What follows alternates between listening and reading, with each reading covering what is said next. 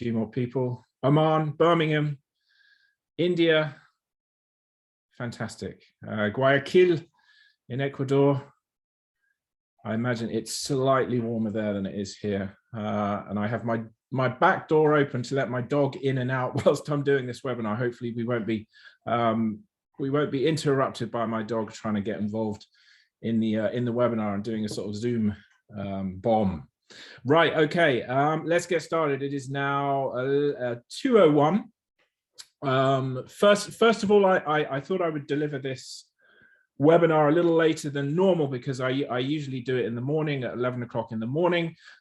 Feedback on that kind of thing, on everything that we do would be grateful. I've tried to make this a better time, in other words, for particularly all our friends in Latin America and North America. So it looks like that's kind of worked because we've got a few people from across the Atlantic. So, you know, that feedback on everything we do is really grateful. So, you know, the time of the webinars is one of those things. So hopefully this is better for you. This is more convenient for you. I'm going to begin the webinar now. We are looking today at quite an ambitious title for this webinar. TOK can save the world. Now, I actually began the webinar with that title. It just sort of came to me and I thought, why not do a webinar on that? Because it's something that I genuinely believe if everyone was taught TOK, I thought this the other day, if everyone was taught TOK, I'm absolutely certain the world would be a much better place than it actually is right now. So the learning objective for this webinar, I understand the value and the opportunities of the theory of knowledge course. Okay, so just a quick outline of what we're going to be looking at today. I'm just going to say a few words of welcome, just outline the structure and how we're going to do this webinar. Then I'm going to begin by drawing on a thinker called Andrew Keenan and referring to the pre-Copernican universe as the world in which we are living right now. It's a contentious assertion that he makes. He's a good argumentative kind of thinker. It's great for the classroom because students sort of love him or hate him, and it gets a good debate going. So that's how I'm going to begin, and we'll think about whether he was on the right lines or not. Thirdly, I'm going to be thinking about the epistemic community, the community of thinkers, the community of ideas, the community that we should all belong to as knowers, and how we join it and whether we should join it, and the role that TOK can play in that. And that takes us to our contention. What I think is true, that, you know, TOK is just such an incredibly beneficial course for students and teachers as well, for teachers of TOK, non-TOK teachers, everyone involved with it. And I'm going to break that into kind of 4 different parts. I'm going to look at why I think the aims of TOK are so important and so spot on, and try and adapt them a little bit, because, you know, I hope that we all sort of mold the course into our own kind of thing, our own experience. You know, we all do it in a slightly different way. So I'll offer you the aims of TOK as I see them. Then we'll think about the ideas and the thinkers, the content of the course, if you like, and how they align to this idea that, you know, TOK is an incredibly beneficial course for all of us. Then we're going to think about how TOK is done, the practice of TOK, how it should be taught, how it should be learned, how it should be spread around your school. Then I'm just going to briefly think about what we actually produce, the end products of TOK.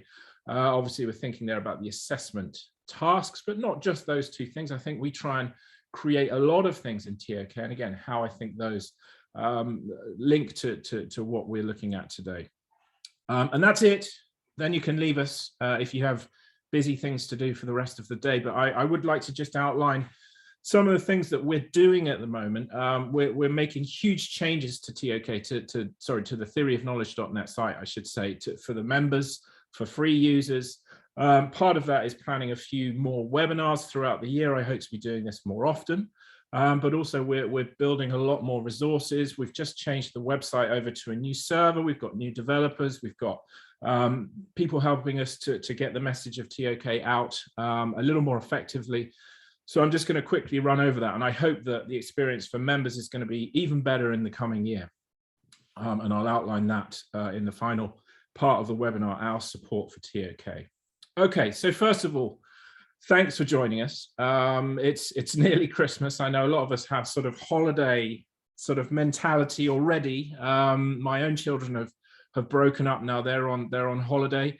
A lot of you will have broken up for the holidays, and you won't be thinking about TOK. So I'm very glad to see so many people joining us. We had well over 200 people sign up for this webinar. We haven't quite got that number, but we've got a lot of people out there watching. So this is fantastic that you've been able to join us.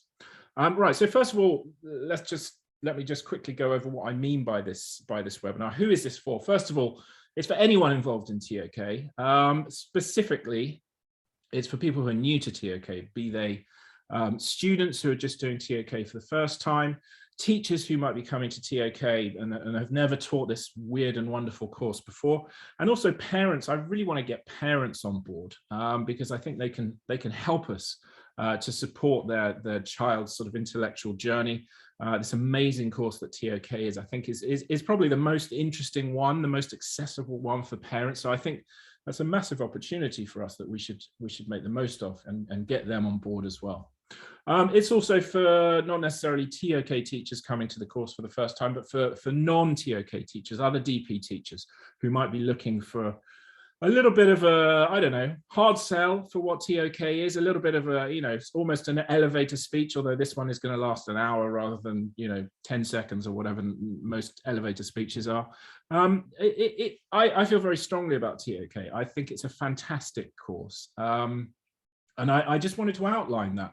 And you can obviously use this as a recording and cut a little bit out of it, and you don't have to watch the whole thing, and just fast forward to whatever you want to show other teachers or parents or whatever it is. So that's who this is for. A little introduction to TOK, why I think it's such a fantastic course, why I think it matters.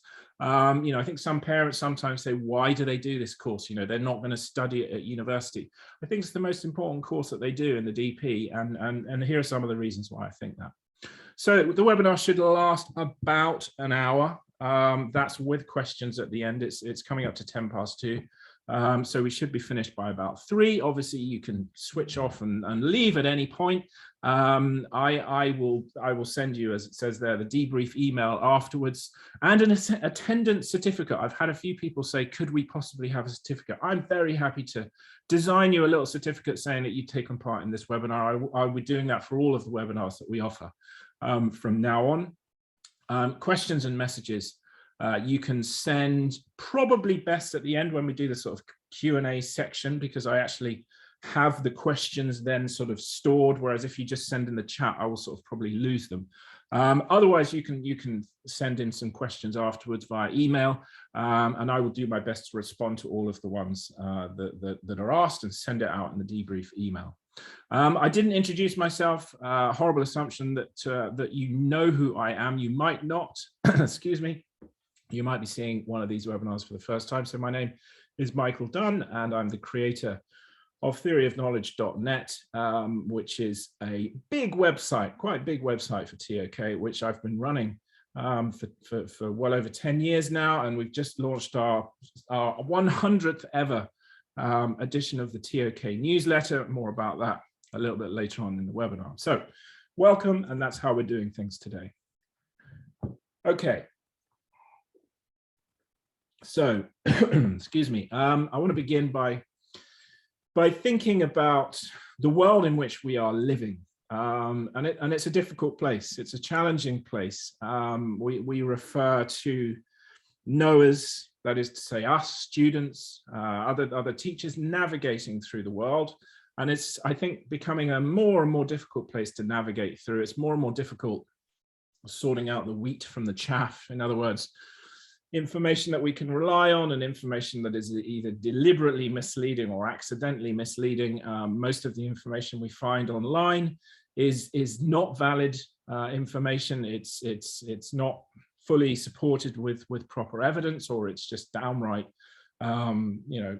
invalid, and it's trying to take us in the wrong way. And I think this this makes the world, the actual world and the virtual world, very, very difficult places, quite hostile places for us as knowers, trying to learn about the world, trying to understand the way the world works, trying to understand the way we work as human beings.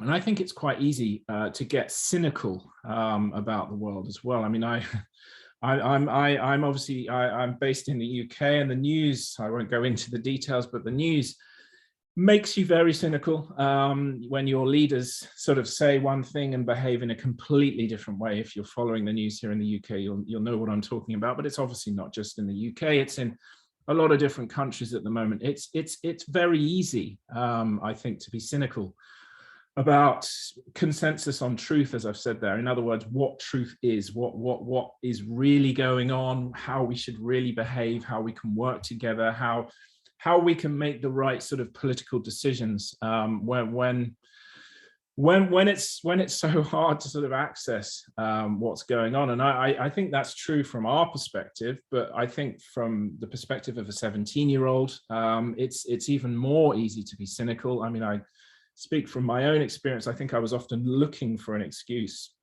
to sort of switch off and not have anything to do with the world. You know, you're looking for an excuse for authorities, knowledge authorities, political authorities, business authorities to sort of give you the excuse to say, well, I don't believe what you're saying. I don't think you're an honest kind of person. I don't think you're invested in the truth. And I think for a 17-year-old to see the kind of thing that's going on in the world right now, it's really, really hard. And I, as a TOK teacher, I'm always encouraging my students to engage, to have an opinion on what's going on, be it in politics or science or history or art or whatever.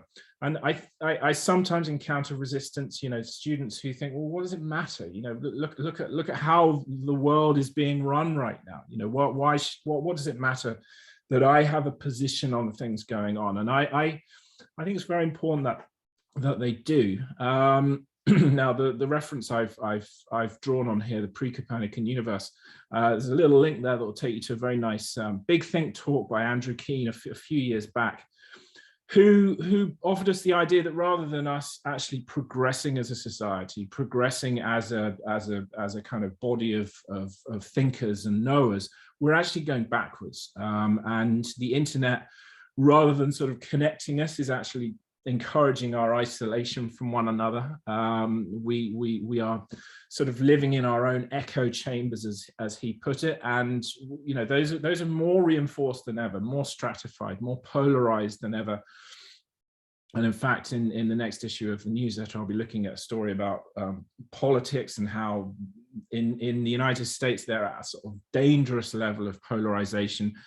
I don't think it's just the United States. I think a lot of countries around the world, we feel that we're in a very polarized place. For Andrew Keen, more amusingly, he sees sort of the epitome of this as the selfie. You know, we have to take a photo of us in every photo we ever take. So we go to the Louvre Museum and we take a picture of us with the Mona Lisa behind. We go to the pyramids and take a picture of us with the pyramids in behind. And this is what he really means by sort of the pre-Copernican universe. Everything revolves around us. Now, I think he is being deliberately sort of provocative, but it's a great little talk to show your students, to get them thinking about, you know, the impact of technology, the internet and so forth on how we know about the world and our accuracy of understanding. So it's a bit provocative, but it's fun, and you can see what he meant there. But he has a point, I think, that the internet is complicated and it doesn't necessarily facilitate our search for truth. And in some cases, it sort of leads us away, I think, from the truth. So in short, a tricky world for us to live in, and a world where it's easy to switch off. Right? We think we sometimes look for an excuse to switch off, and I think TOK can take us in the other direction. So this is what I mean when I say I'm constantly encouraging my students to join the epistemic community, to become knowers, to join in, to have a position on things. You know, it's very easy to disconnect from the world around us. As I've said, we live in a world where people of authority, not just our leaders, but people of authority tell us how to behave and what to think. But they do the complete opposite themselves. And I think if we do sort of take that excuse, take the sort of easy option, if you like, to disconnect, I think it can bring very serious consequences to students, well-being, and by that I mean their sort of internal well-being, their mental health, but also their external well-being, by which I mean, you know, their chances of learning properly, of getting into their choice of university, of interacting with other people socially and intellectually, and ultimately finding the career that they want. So I think it's really, really important to keep them on track and keep them interacting with the world, and try and sort of lessen their cynicism. And we all share that cynicism from time to time. It's impossible sometimes not to feel cynical about the kind of news that we get. So we need to give them the skills, we need to give them the motivation to become knowers, to become part of this epistemic community, to join in, to have opinions, to want to offer their thoughts on things. You know, that's what you want in your classroom ultimately. When you ask a question, lots and lots of hands go up, rather than them feeling, I'm not interested in any of this, this doesn't affect me, I have no faith in the world as it is. You know, we want them to try and interact. And even if they do feel that it's a challenging place and sometimes a misleading place, of course, it's their kind of role to help us to change that. And that's where I think this wonderful course comes in. So this is my contention. A little bold, perhaps. I think I'm going to go straight to the last bullet point there. I think TOK has the power to save the world. I think it can make it a better place. I think it can make society a healthier place. I think it can make politics less sort of contentious. I think it can help us to agree, but more importantly, help us to disagree with each other. So I think more than any other course, it allows us to encourage enfranchisement of our students. You know, the context of TOK, the context you should be using for TOK is the world today, right now. I think, you know, we need to be looking at what is going on in the news this morning, you know, not a year ago, not a month ago, but right now, what's going on right now. Let's use TOK to understand these things that we read in the news or see on the news in the morning, which I think means that the context is engaging. I think it's consequential. I think it's fun as well. You know, you're asking students about what's going on out there right now. Tell me about what you think. I think the aims of the course give us a sort of clear mandate to explore that context, the real world. And I think the concepts that we look at, the ideas and the thinkers of TOK give us the tools, they give us the language, they give us the inspiration to make that exploration of the real world possible. Okay, so it's a wonderful package. And then we have all the sort of products that it leads to, the assignments that we do, the debates, the other classroom experiences, ultimately the two assessment tasks, the essay and the exhibition. This is the evidence for students to show others, but also students to show themselves, to sort of be aware of, you know, I created this. I have carried out this exploration. I have used this subject in a practical way, in the most important way possible. You know, personally, I think that the acid test for any classroom lesson, any classroom experience is it useful to understand the real world, or is it fun? Ideally, it would be both of those things. And in TOK, I try and make every single lesson that I teach both of those things. I want it to be fun, I want it to be enjoyable, and I want it to be useful. If what you're teaching is neither of those two things, I don't really understand why we're doing it. Everything should be applicable to the real world and help us understand it, and it should be enjoyable. Otherwise, you know, what's the point? So my TOK lessons are always characterized by those two things. So in short, TOK, hooray, can help us to save the world. And let's try and look at that in a little bit more detail. All right, so I want to begin with the aims of TOK. It's quite hard to nail down the aims. Okay, so if you're coming to TOK for the first time, you know, you've probably looked through the TOK handbook, and it talks a lot about the aims, what they're trying to do. Clearly, this is a course that sort of links to the IB learner profile, those 10 wonderful things that I'm sure you've all learned off by heart. But TOK is so easy to align to the IB learner profile. You know, we're helping students to become inquirers, we're helping them to become thinkers, communicators, risk takers, all of those other things. I think TOK does it like no other subject. You know, it really fits in with every single one of those learner profile points. So that's the first thing. It's very much an IB course, the flagship course, as they tell us. Secondly, I think TOK connects students with what's going on in the world, the events that are going on right now. As I say, right now, today, what's going on in the world today? So many things going on in the world today. COVID boosters and vaccination sort of reboots and our politicians trying to keep us all on board and all the rest of it. What's going on, the climate crisis and so on. I think TOK can help us to look objectively, hopefully without too many kind of I don't know, emotional pieces of baggage, and we can sort of try and leave all our biases and assumptions behind and just apply a TOK sort of mentality. Again, it's something that I'll come back to in a second. So it connects students with what's going on in the world right now.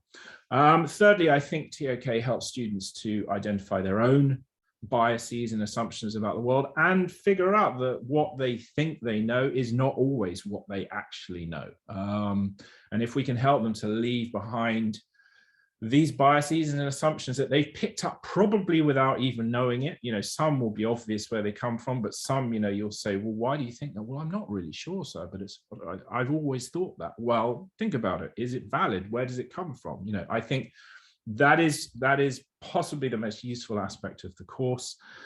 Getting rid of confirmation bias, TOK could just be that, right?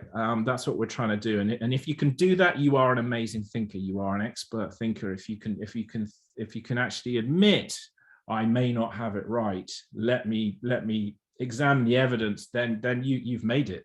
That's what we're trying to do in a nutshell.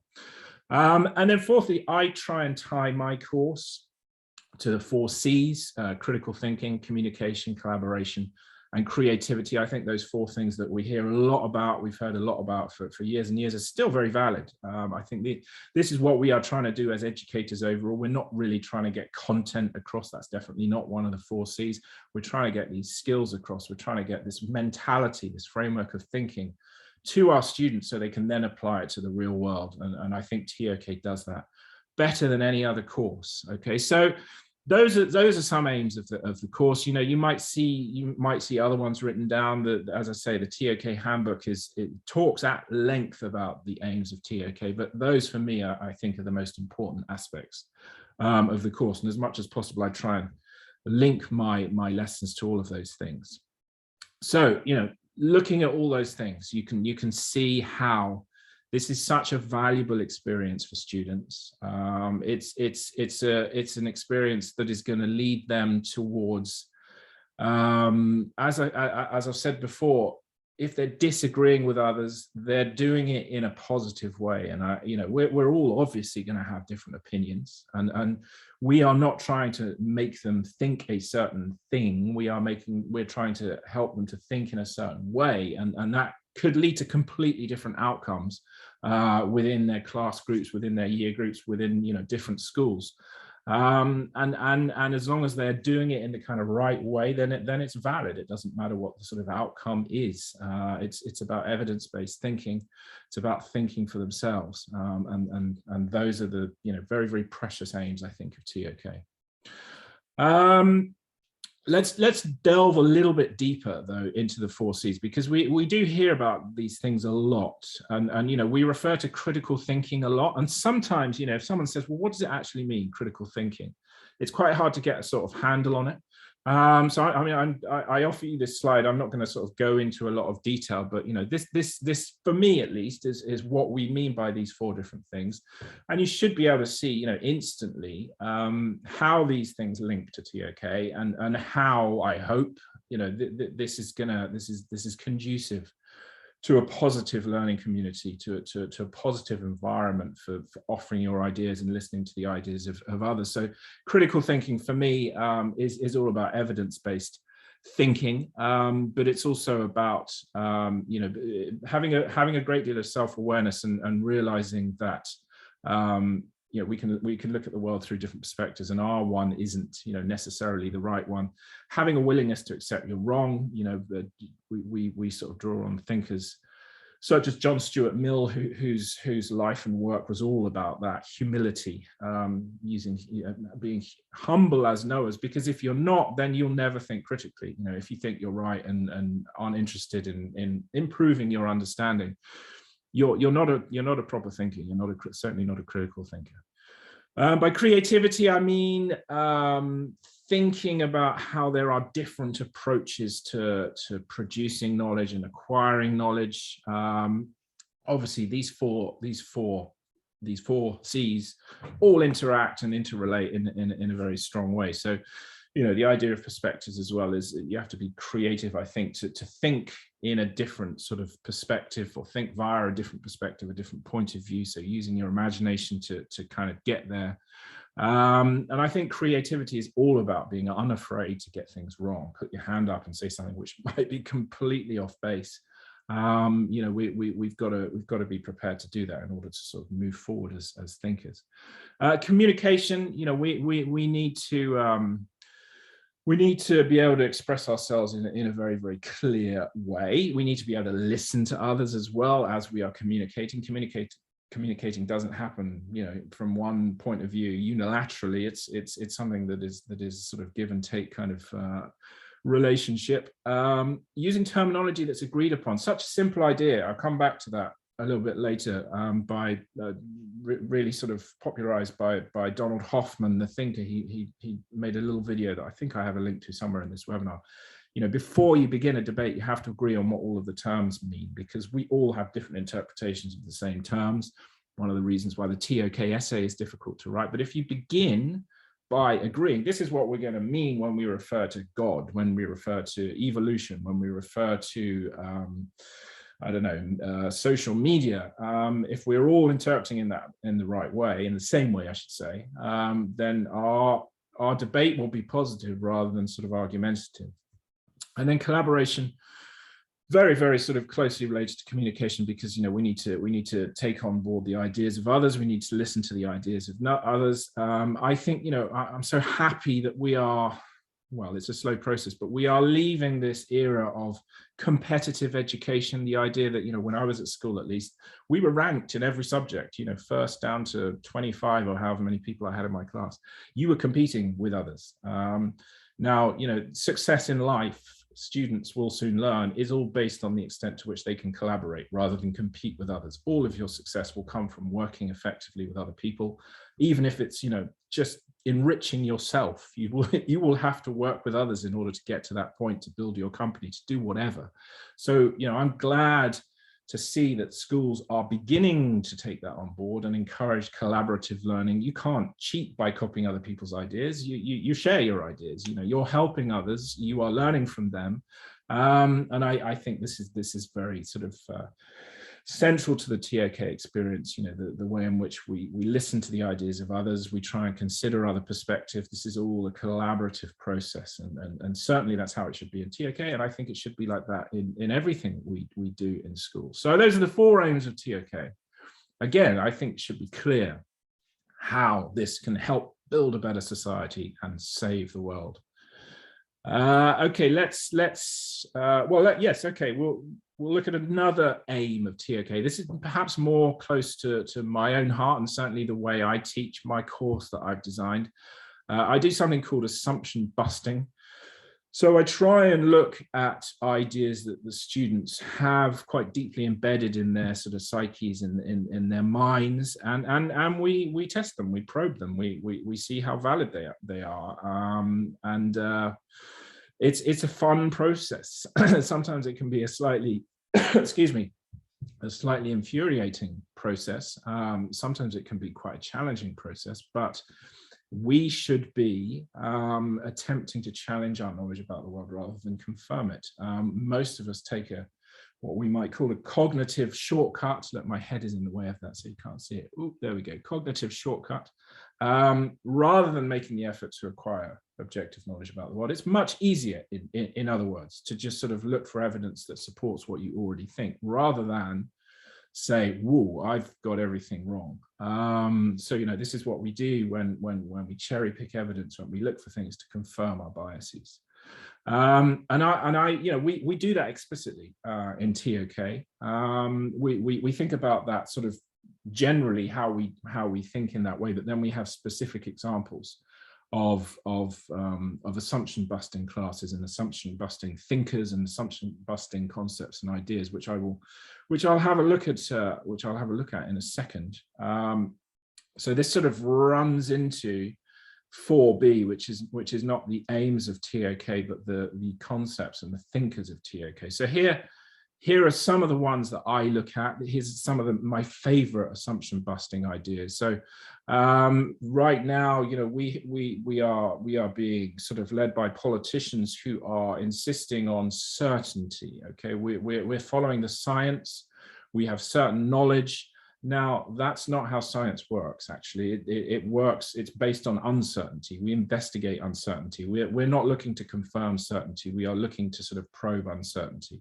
So my first two links there, Leslie Hazelton and Brian Cox. Leslie Hazelton has a great TED talk. I've just realized I need some links on this page, so I will add them before I send this out to you in the debrief email. But Leslie Hazelton, a beautiful TED talk about doubt in religious faith. She is herself an atheist, but she's very interested in religion, very interested in faith, in religious faith.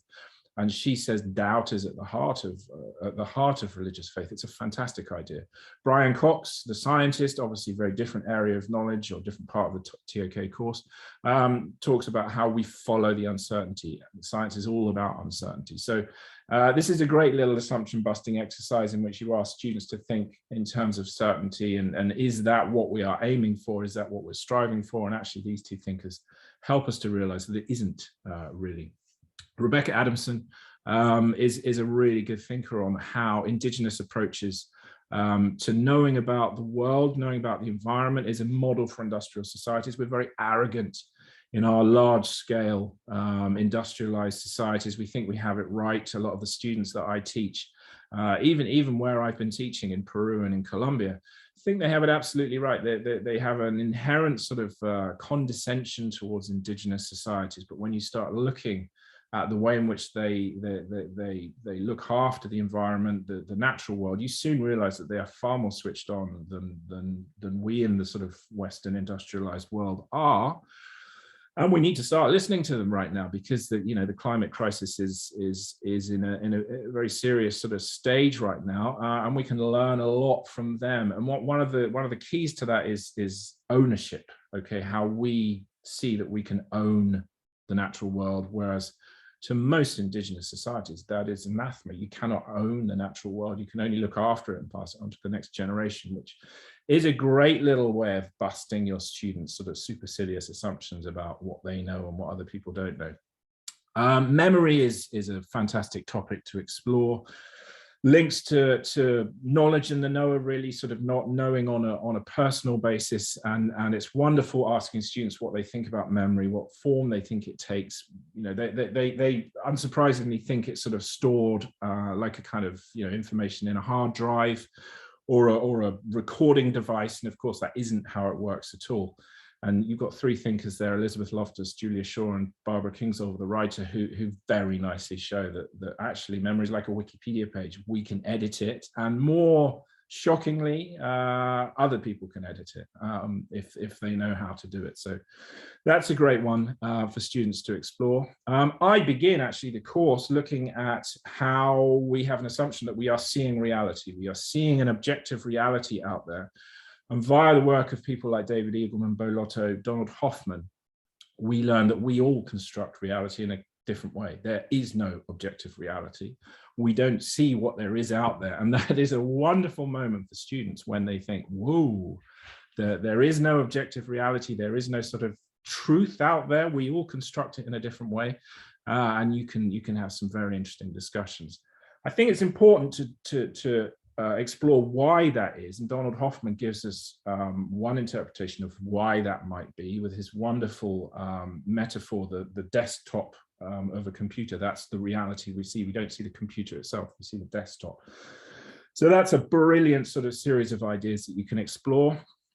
How science proceeds, we have this idea that science proceeds in a very precise way via the scientific method. And of course, sometimes it is very well planned and very well investigated, but often it moves forward sort of accidentally. It moves forward, James Clerk Maxwell said, in a way that is akin to conscious ignorance. Stuart Firestein actually went further and he said, our scientists, we're basically farting around in the dark, which is a brilliant way of viewing science. We don't often know what we're doing. We make mistakes as we move forward, but as Louis Pasteur said, chance favors the prepared mind. So, although it's sometimes very haphazard, it's the trained mind that will spot when there is when there's a mistake that's made that's an interesting mistake. And as Isaac Asimov said, that we don't say eureka, we say that's funny ... and that's when the exploration begins. So that's a really nice way of busting the assumption about how science proceeds. Language, the idea of language.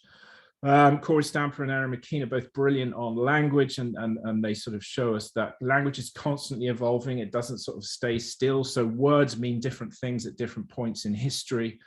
Students can, come up with lots of reasons for that and lots of examples for that. So we should follow language in a descriptive rather than a prescriptive way. We shouldn't be arrogant about saying to people, this is how you should speak.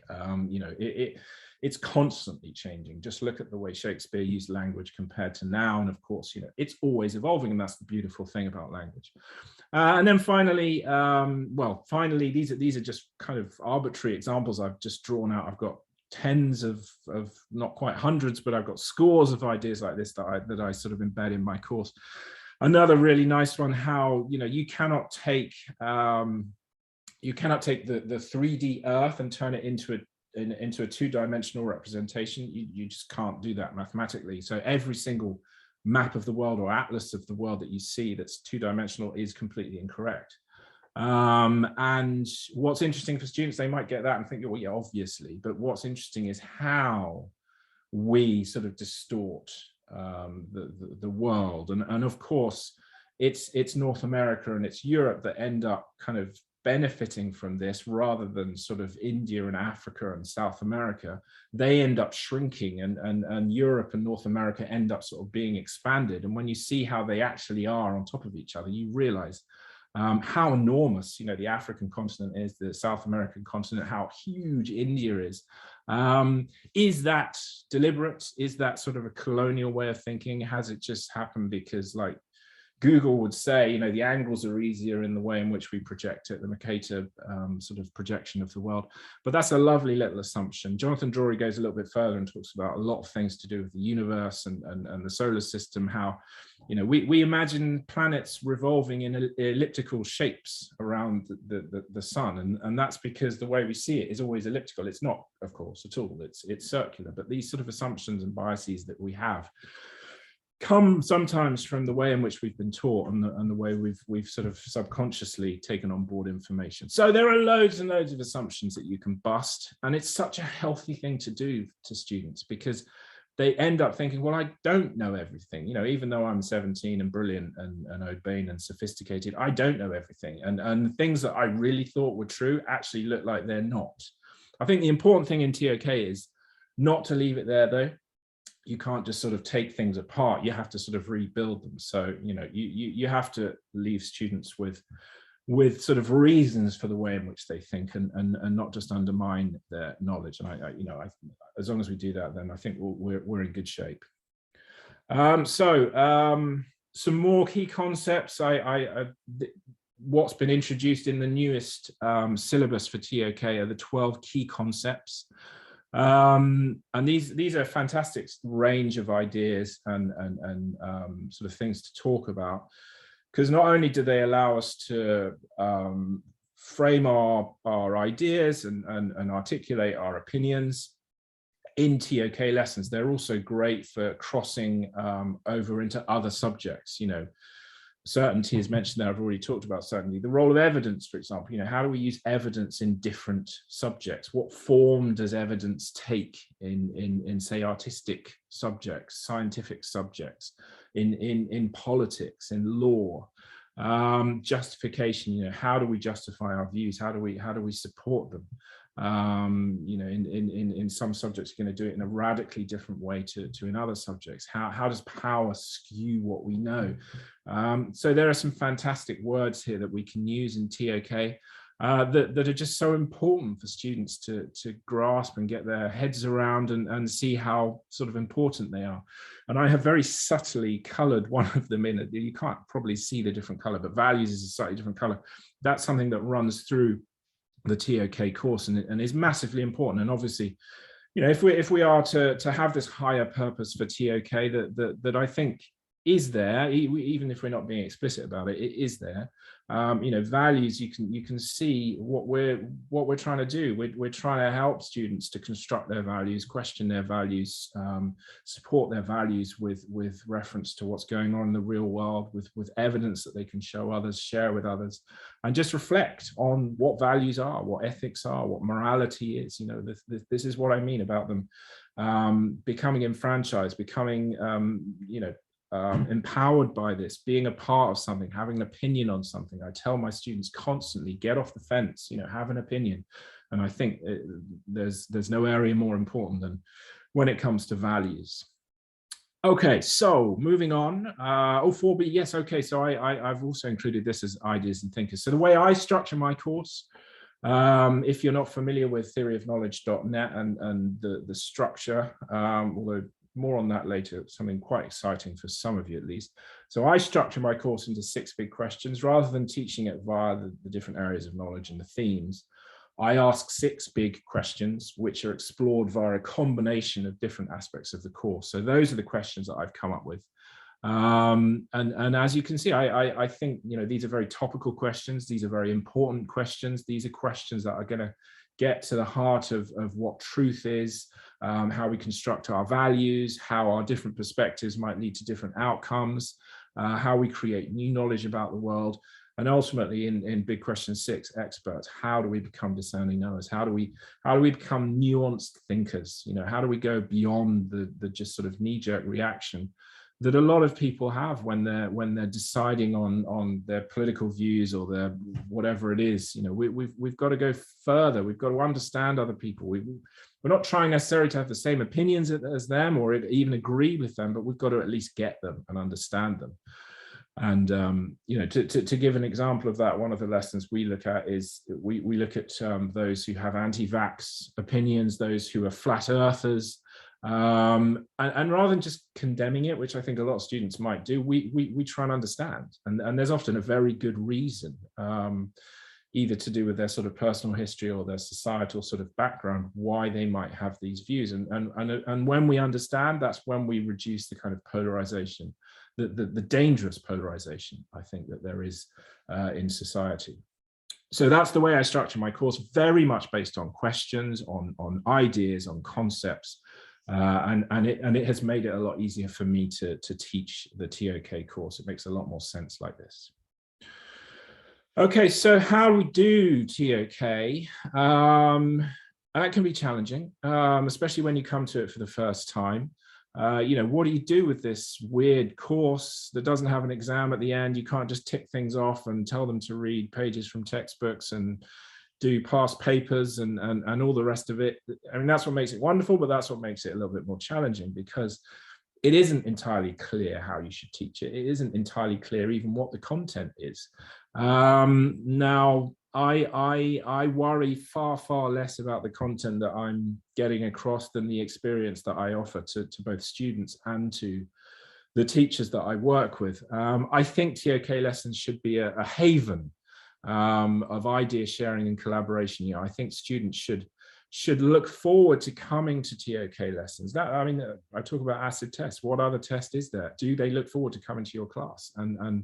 And if my students don't, I feel like I failed. I have to make my class, both the what goes on in it, the ideas, the sort of metaphysical side, and the physical reality. I want it to look beautiful as well. I want them to look forward to coming to my class.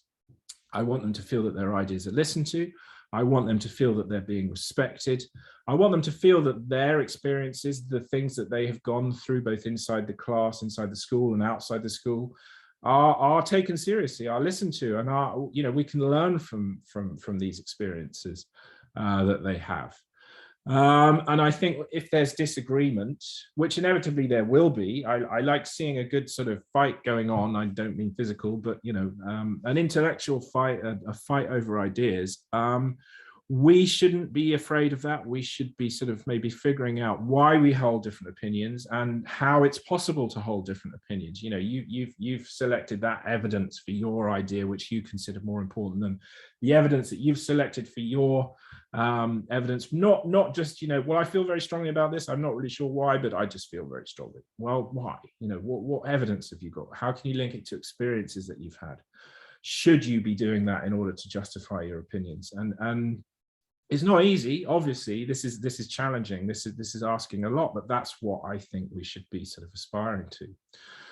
I think you should have some key principles that you establish in your TOK lessons, and you probably do that. I know a lot of teachers do that. They have quite sort of explicit, not say rules, but yeah, just ways of carrying out classes.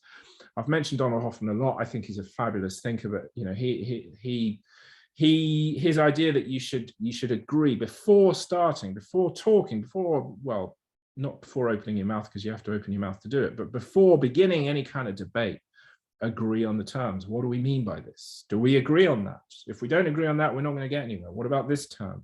How are we going to interpret that? You know, it's what you do in an essay, right? I'm going to interpret this word in this way and this way and this way. Obviously, it's got to sort of match up to some kind of valid meaning. But we might have different interpretations, and if we're going to have different interpretations, then we're going to have problems, and we're going to end up arguing. We're not going to get anywhere.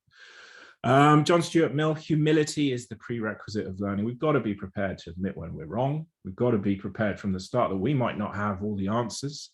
We've got to feel that I can learn from the other people in my class. I can learn from my teacher. Us as teachers, we can learn from our students, and I often do.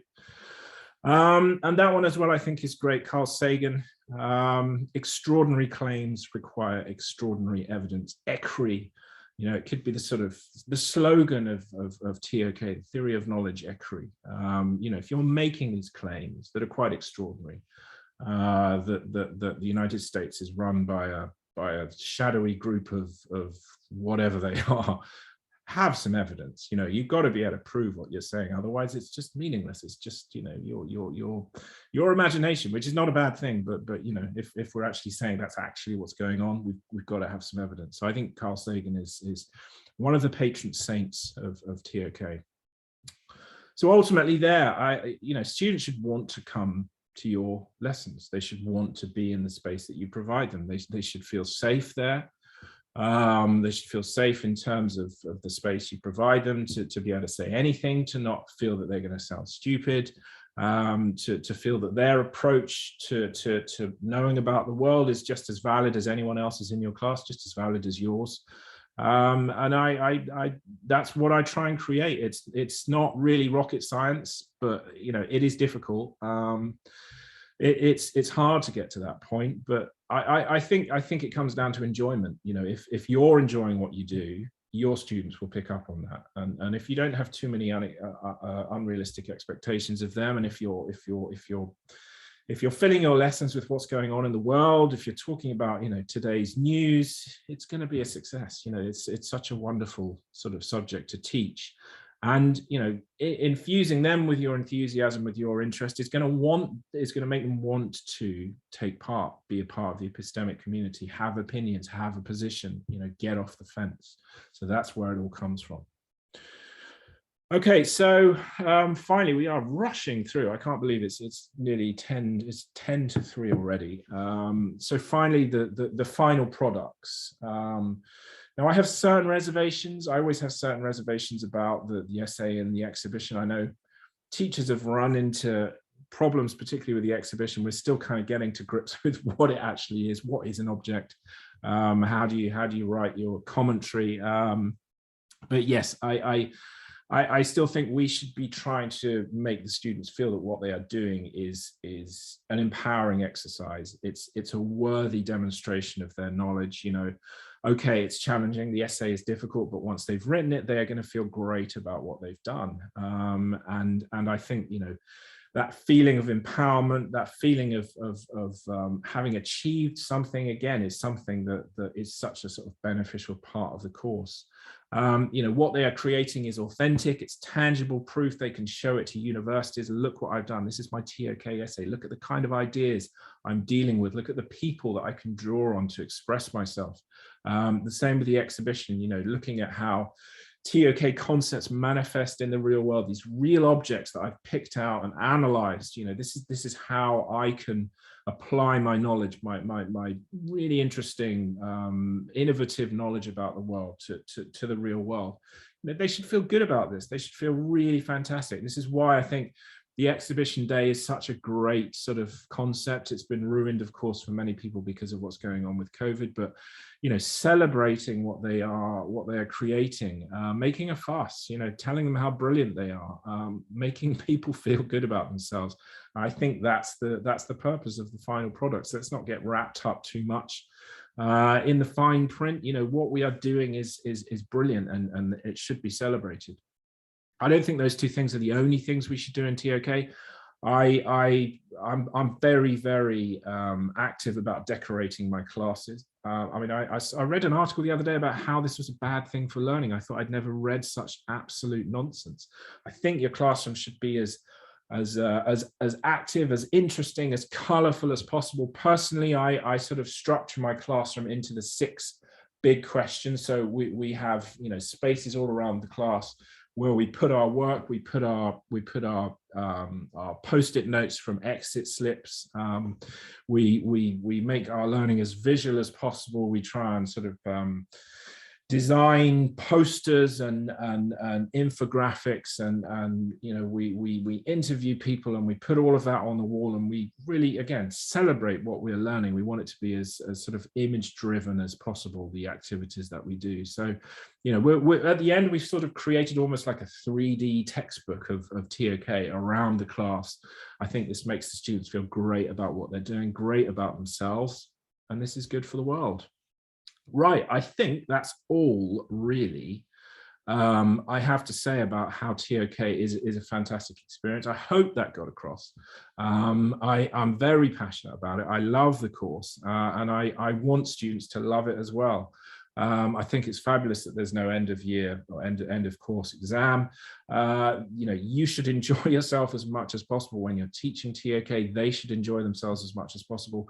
Other teachers should come in and enjoy the environment of a TOK class, and as much as possible get parents involved. And you know, I'll suggest 1 or 2 ways you can do that in a second, link to some of the resources that we produce. So just a quick note about other webinars we've got coming up.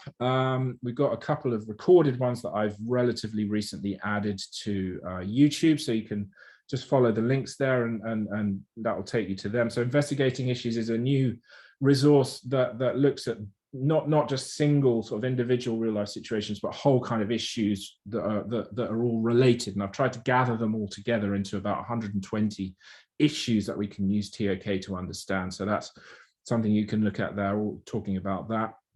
Taking ownership of the exhibition prompts. How do we do it? How do we make sense of these IA prompts, the 35 IA prompts?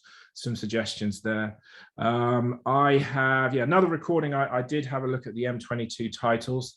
That's a sort of paid for webinar, so you can, if you want to access that, you can purchase a ticket there.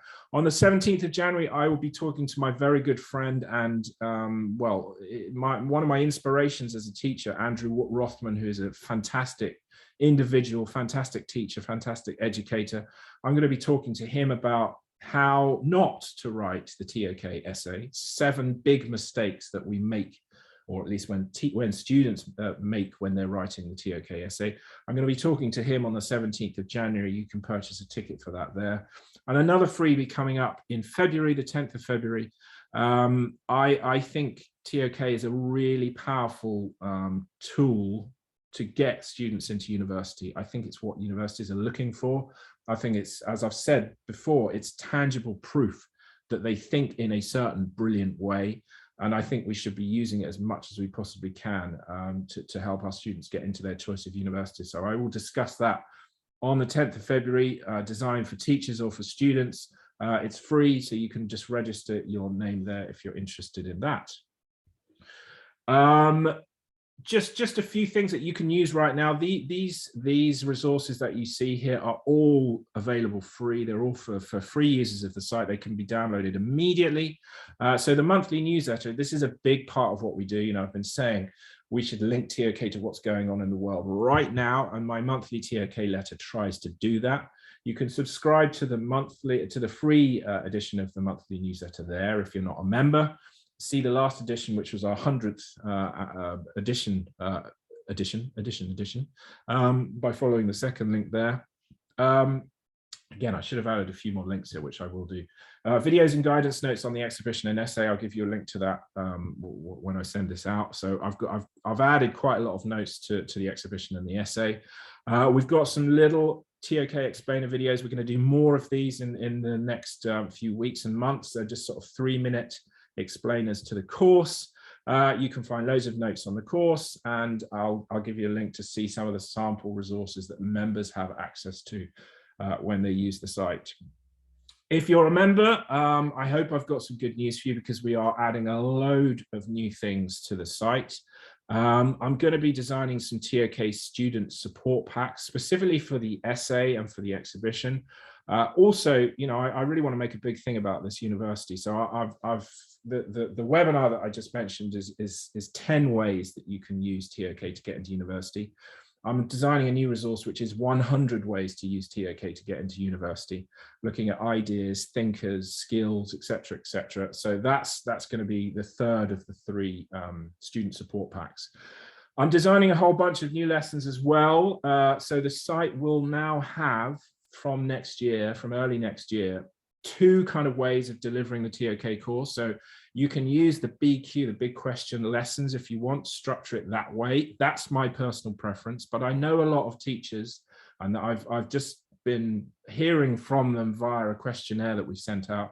A lot of teachers still want to have some lessons designed in the old traditional kind of way, i.e. via the areas of knowledge and the theme. So we're going to design a whole bunch of new lessons like that. So if you want to mix the 2, or if you want to use one way rather than the other, we are going to be adding those to the site. I won't go through all the other resources there. You can follow links to take you to the different parts of the site. We've got more about the newsletter, Knowledge Heroes, another resource, etc., etc. So you can see for yourself those. And there's a link there to the video. What is theory of knowledge? And I've got a few others on the site. School workshops. I have delivered a lot of workshops around the world. I've delivered a lot of workshops online. It's something that I love doing, working with schools, visiting schools, sometimes virtually at the moment, especially virtually. So if you're interested in getting me to help you to make TOK brilliant in your school, I'll be very, very happy to help you do that. Particularly, I like to persuade non-TOK teachers that TOK is not to be feared. It's actually a wonderful course, and it's an easy course to infuse into your lessons. It's only going to help you. It's only going to enrich your classes, and I'll show ways that they can do that that will be quite easy for them to include TOK. It's not something to be afraid of. So that's one thing that I like doing. I also like dealing with students. I like showing them how wonderful TOK is. So there's a lot of things that I can do for you, work with you, and help you to make the TOK course a brilliant thing in your school. That's it.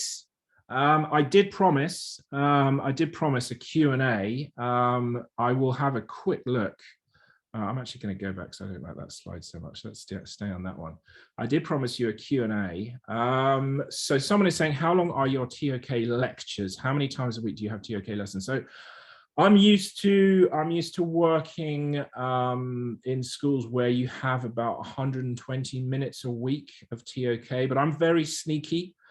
Because at least in the last school I worked at, I was also head of sixth form, and I would often turn registration periods into TOK lessons. I'd often go in at lunchtime and sneakily show them some TOK ideas.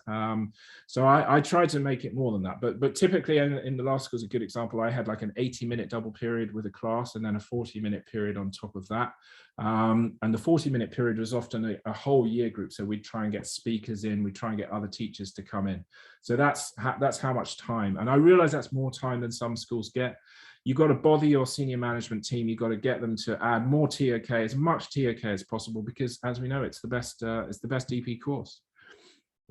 Someone is asking, if we start to teach TOK for the first time, how do I'm not quite sure what that means. How do we know these seem to be very profound and deep dives, assumption busting? Well, those are some examples. So you can I don't think they're that profound. The idea that memory is very unreliable is, the resources that I offer for that, I've got some very nice, accessible little videos, just sort of 4 or 5 minute videos that show people that their memory is quite unreliable. The idea of, turning the 3D globe into a 2-dimensional representation, again, is quite a simple idea. So I use loads of assumption busting classes and ideas. Some of them are more difficult to grasp than others. Some of them require a little bit more time, but most are sort of at their heart quite a simple idea. So I think you can manage it with your students. I understand the idea that we each construct our own idea of reality based on our perception, but is it true that there is no objective reality? Is that addressed by any of the thinkers you mentioned? Thank you. It is. It's addressed by those guys that I mentioned, Bo Lotto, David Eagleman, Donald Hoffman. I mean, there may or may not be an objective reality. That's sort of a big philosophical question that we don't need to get into. But what is undoubtedly true is that the reality that is out there is far too much for us to handle. Our slightly pathetic brains. We can't get close to understanding it. We have to filter out the vast majority of all the sort of sound waves and light waves and everything that comes in, because it just makes too much. It would just be too confusing. It's more than we can handle. And this is why every different animal sees the world in a very different way, from bees to dogs to humans. We all filter out what is useful for us, or retain what's useful for us and filter out what is not useful for us. And that's kind of how it works, but we all do it in a slightly different way based on our prior experiences. But it's a fun idea to look at. It's not as difficult as it sounds. If you look at the Bo Lotto TED talk, it's fantastic. He's got loads of stuff online. I use him a lot in my lesson resources. So if you use the site, if you're a member of the site, then you'll have access to a lot of his stuff and that idea in general. It's a good way of starting the course off. Okay, we looks like there are no other questions. If anyone has any other questions, I'm just checking the chat. No questions there. Looks like you have got something from this. A few people saying thank you for joining us and taking part. If you have any more questions, please email them to me. I love taking questions. I love the feedback that you give. I'd love to make these webinars even more successful, and I do that by sort of talking to the attendees. So if you have any more ideas, any more questions, please send them my way. I hope you have a wonderful Christmas break. I hope you get the rest that you almost certainly need after such a challenging year. I certainly intend to put my feet up for a little while. But as I said, we're putting loads more things on the site. It's going to be a really exciting sort of time for additional TOK resources. There's so much going on in the world. It's never been a more important course, I think. So, I hope you enjoy all of the new materials that we're adding. So many thanks. It's been a pleasure talking to you. And I hope you have a fantastic Christmas. Thank you.